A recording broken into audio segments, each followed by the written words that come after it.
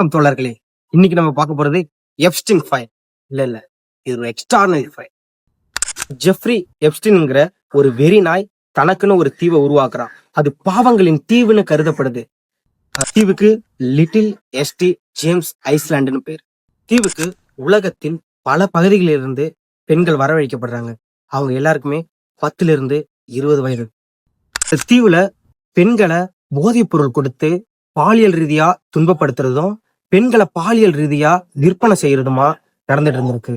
அதுல சில குழந்தைகளை மிருகத்தனமா சமைச்சு சாப்பிடுறதும், அது மட்டும் இல்லாம சில குழந்தைகளை சாத்தானுக்கு பலியிடுறதுமா அங்க நடந்துட்டு இருந்திருக்கு. மிருகத்தனமான செயல்ல பல பிரபலங்களும், பல தொழிலதிபர்களும், பல இசைக்கலைஞர்களும் சம்பந்தப்பட்டிருக்காங்க. சம்பவத்துல பல பிரபலங்களின் முகத்திரை கிழிக்கப்பட்டிருக்கு. அதிகாரத்தின் பேர்ல இன்னும் இங்க பல கொலைகள் நடந்து கொண்டுதான் இருக்கு. இன்னும் அதிகாரத்துல இருக்கிற பல முகத்திரைகள் கிழிக்கப்படாத வர இந்த உலகத்துல எதுவுமே மாறாது.